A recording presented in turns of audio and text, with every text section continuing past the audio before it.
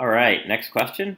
Let's take a look at this dude. So we want to get the acceleration. This one's a little bit trickier because we're going to take the derivative, but look what happens. So the derivative is going to be negative beta v naught e to the negative beta t.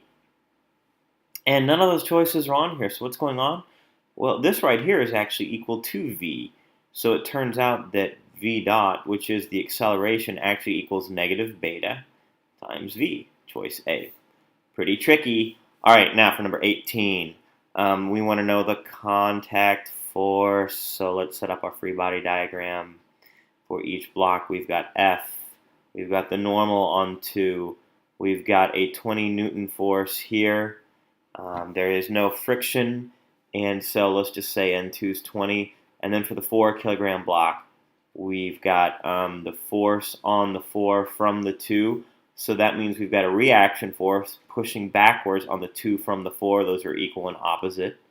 They do not cancel. I don't know where we're getting the impression that they cancel, but they don't. They act on 2 different objects. Then we have the normal on the 4 and the weight of the 4. So that's going to be 40 newtons and 40 newtons to balance. So let's see if we can set up our equations. So I know that F minus F24 equals 2 times A, which is 4. And I know that F of 4, 2, so I'm just setting up this equation. Now I'm going to set up the horizontal equation too. For the 4 kilogram block, that's F42 equals 4 times A. So F42 equals 4 times 4, and I'm getting 16 newtons. That's a nice little question. All right, now for question 19. Let's do number 20 first. This is one of those questions. So how does the force exerted by the ball compare to the ball? How does the force exerted by the ball in the racket compare to the force of the ball from the racket? So the ball pushes the racket pushes the ball. How do those forces compare? Always equal. There's always a third law question like that.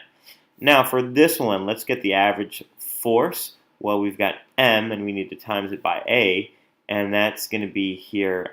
It comes in at 10, and then it rebounds at 10. Careful. That means A is going to be, so we use V equals AT plus V naught to get the acceleration. So that's negative 10 equals A times 0.003 plus 10. So that's going to be 20 divided by 20 times 0.03.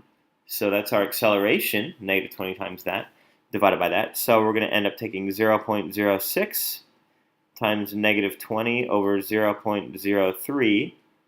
And that's going to end up giving us here,